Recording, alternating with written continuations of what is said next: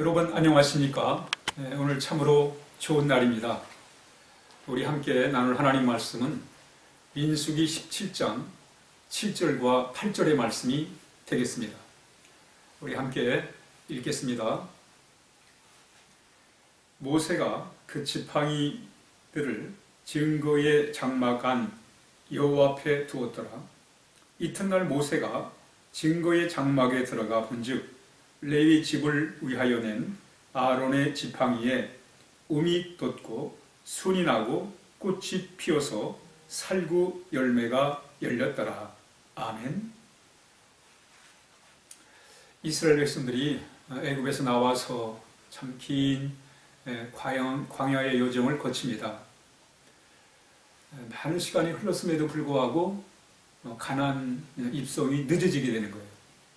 이때 이스라엘 백성들은 모세와 아론에 대한 리더십에 불만이 생겼습니다. 정말 이 모세와 아론을 따라가면 가나안에 들어갈 수 있을까? 이런 어떤 회의를 갖게 된 거예요. 왜냐하면 가나안 입성이 금방 될 줄 알았는데 계속해서 지연되고 또 아무리 봐도 가나안에 들어갈 가능성이 점점 희박해졌을 때 그들은 지치게 되었고 이제 그런 과정에서 그들은 모세와 아론에게 대들게 됩니다.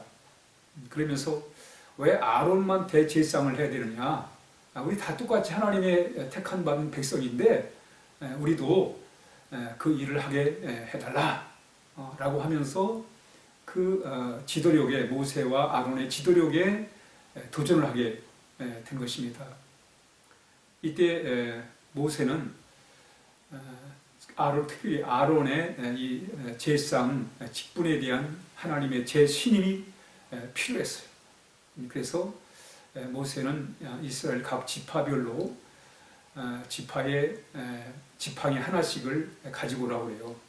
그리고 그 지팡이에다가 그 지파에 대표되는 사람의 이름을 기록하게 했습니다. 그리고 레위 지파의 대표는 이 아론의 이름을 기록했습니다.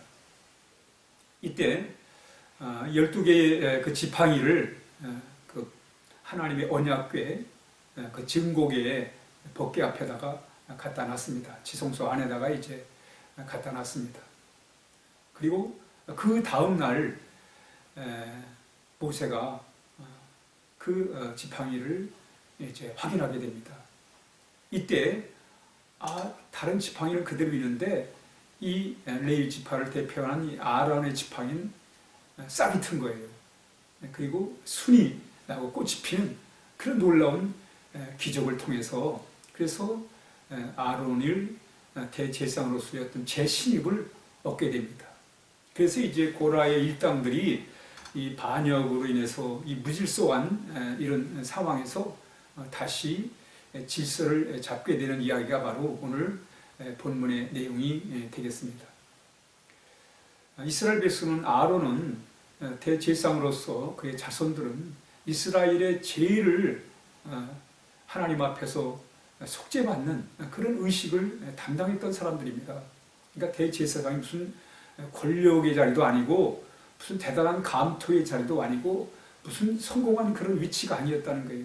다만 이스라엘 백성의 죄를 속하는 여러분 죄가 공동체에 들어오면 그 공동체가 죄로 인해서 혼란을 겪게 되고 또 공동체가 무질서하게 되는 것입니다. 우리 인생을 살아가면서 죄는 참으로 우리 개인이든 가정이든 사회든 국가든 죄는 큰 혼란을 만들어 내는 것입니다. 여러분 개인에게 죄가 들어오면 개인의 마음의 생각의 질서가 혼란스러워지는 거예요. 그 죄로 인해서 마음이 혼란스럽고 생각이 혼란스럽게 되는 것입니다. 사회도 마찬가지입니다. 그런데 그 죄의 문제를 이 제사장이 바로 이 중보의 이 사명을 통해서 감당을 하는 거예요. 바로 아론이 그 일을 하면서 하고 있을 때 이 고라 일당들이 거기에 대한 도전을 합니다. 우리도 그 일을 하게 해달라. 왜 우리는 그런 밖의 일만 힘든 일만 해야 되느냐라고 불만을 터뜨렸을 때 하나님이 아론을 다시 재신임을 하시면서 이 속죄 하나님 앞에서 죄를 사함받는 이 의식을 계속하도록 하신 것입니다. 구약시대에 제사장 아론이 있었다면 바로 오늘 우리에게는 영원한 대제사장이 되신 예수님이 계십니다. 우리 예수님을 통해서 우리의 모든 죄를 용서받고, 그래서 하나님이 주시는 그런 귀한 은혜 가운데 우리가 살아갈 수가 있는 것입니다. 예수님은 바로 친히 대제사장이 되셨어요. 그것은 무슨 특별한 권력이나 능력에 의해서가 아니라 자신을 십자가에 못 박는 전적인 희생과 헌신을 통해서 우리의 속죄양이 되셔서, 화목제물이 되셔서 바로 우리의 영원한 대제사장이 되신 것입니다. 우리 주님을 통해서 우리의 죄 문제를 해결할 수 있습니다. 지난 날 모든 죄를 우리 주님의 십자가로 통해서 청산하고, 또 우리가 예수님을 통해서 이제 우리가 이 세상의 모든 죄를 이기고 살아갈 수 있는, 현재와 미래의 죄를 이기고 살아갈 수 있는 놀라운 권능이 우리에게 주어지게 된 것입니다. 그러므로 예수님은 우리의 영원한 대제사장이 되신다는 것을 말씀하고 있습니다. 우린 예수님을 통해서 우리 참다운 삶의 질서를, 마음의 질서를 우리가 가지고 우리가 살아갈 수가 있는 거예요. 그래서 여러분, 우리는 예수님으로, 하나님은 예수님을 통해서 이 세상을 통치하십니다. 진리이신 구원자이신 예수님을 통해서 이 세상을 통치하십니다. 바로 그 나라가 하나님의 나라입니다. 우린 예수님을 통해서 우리를 이끌어 가시는 우리 하나님의 놀라운 구원의 섭리를 우리가 깨닫고, 우리 예수님을 통해 영원한 대제사장이신 예수님을 통해서 우리의 모든 죄를 해결하면서 우리가 하나님의 자녀로 살아가야 할 것입니다. 이 세상 사람들은 이 질서를 잡음에 있어서 이 물질로 질서를 잡으려고 합니다. 가진 자와 갖지 못한 자에 의해서 질서를 잡으려고 해요. 또 권력을 가진 자와 권력을 갖지 못한 자의 관계 속에서 질서를 잡으려고, 그래서 누구나 다 권력을 잡으려고 합니다. 또 어떤 이들은 이 명예나 인기를 통해서 세상의 질서를 잡으려고 해요.